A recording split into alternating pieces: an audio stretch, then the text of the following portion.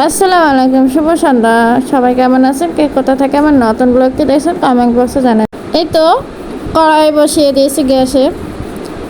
গরম হলে একটু তেল দিয়ে দিলাম, জিরা দিয়ে দিছি। এখন একটু কাঁচামরিচ তেজপাতা দিয়ে ভেজে নিয়ে লাউগুলো ঢেলে দিব। লাউগুলো ঢেলে দিয়ে কিছুক্ষণ সিদ্ধ একটু নেড়ে নিব। নেড়ে নিয়ে এই লাউয়ের তরকারিটা খেতে কিন্তু খুব ভালো লাগে। গরমের দিনে শরীর ঠান্ডা রাখে, সব কিছুই মিলে ভালো লাগে। লাউ ঠান্ডা তরকারি। আমাদের বাসায় প্রায় প্রায় লাউয়ের খিচুড়ি হয়, লাউয়ের ঝোল, মানে গরুর মাংস দিয়ে যেটা ঝোল করে রান্না করা হয় সেটাও রান্না করে দেখিয়েছি। তারপরে ডিম দিয়ে ঘন্ট করে হয়, একটু লবণ দিয়ে দিলাম। লবণ দিয়ে আর একটু নেড়ে নেব, নেড়ে নিয়ে সিদ্ধ করতে দেব। এতো লাউ তরকারিটা খেতে কিন্তু অনেক মজা হয় এভাবে রান্না করলে। বেশি কিন্তু হলুদ দিতে হয় না, হালকা হলুদ দিলেই হয়ে যায়। লাউয়ের তরকারিতে সবসময় গুঁড়া মরিচ দেওয়া যায় না, গুঁড়া মরিচ দিলে কালারটা নষ্ট হয়ে যায়। কাঁচা মরিচ দিয়ে রান্না করতে হয় তরকারিটা। তরকারিটা খেতে খুবই ভালো লাগে। এক কথায় গরমের দিনে খুব সুন্দর তরকারি। আমি আমার ভিডিওগুলোতে দেখিয়ে লাউয়ের খিচুড়ি রান্না করিয়ে দেখিয়েছি।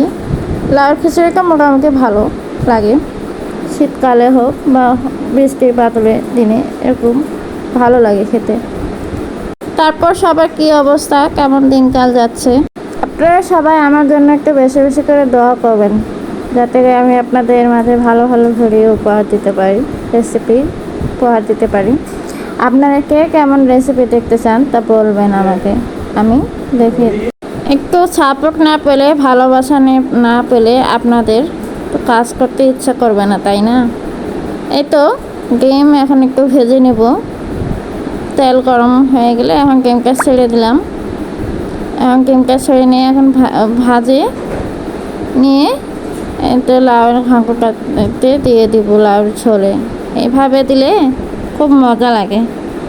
ডিমটা ঝুড়ি করে নেওয়াতে অনেক একটা এখানে লবণ হলুদ আর কিচ্ছু না, লবণ হলুদ দিয়ে ভেজে নিতে হয়। এ তো পেঁয়াজ দিলাম, আবারও পেঁয়াজ দিয়ে একটু নেড়ে নেব। এই তো এখন আর একটু ভালো করে নেড়ে নিয়ে একটু মশলাগুলো, সব বাটা মশলাগুলো দিয়ে দিলাম। এখন লাউয়ের ঝোলটা আস্তে করে ঢেলে দেব। ঢেলে দিয়ে একটু কিছুক্ষণ ঢাকনা রেখে একটু পানিটা শুকিয়ে আসলে তারপর ঢাকনাটা উঠিয়ে আবার একটু নেড়ে দেব।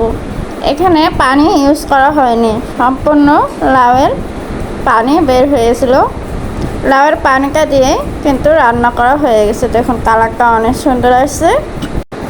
এই তো আর একটু নেড়ে চেড়ে নেব এভাবে লাউয়ের তরকারিটা। আচ্ছা, আপনাদের কার কার লাউয়ের তরকারি পছন্দ জানাবেন। এই তো ডিম ভুজিয়াগুলো দিয়ে দিব এখন, যেগুলো ভেজে নিয়েছিলাম ঝুড়ি করে, উপর করে সুন্দর করে দিয়ে দেবো। আর একটু নেড়ে চেড়ে নেব। এভাবে ডিম দিয়ে রান্না করলে কিন্তু অনেক মজা লাগে। এই রেসিপিটি ভালো লাগলে আপনারা বাসায় এভাবে রান্না করতে পারেন। এই তো রান্নাটি আমার হয়ে গেছে। এখন সার্ভিং ডিশে ঢেলে নেব। সুন্দর করে ঢেলে নিয়ে ভালোভাবে পরিবেশন করে, এই তো দেখুন সুন্দর লাগতেছে।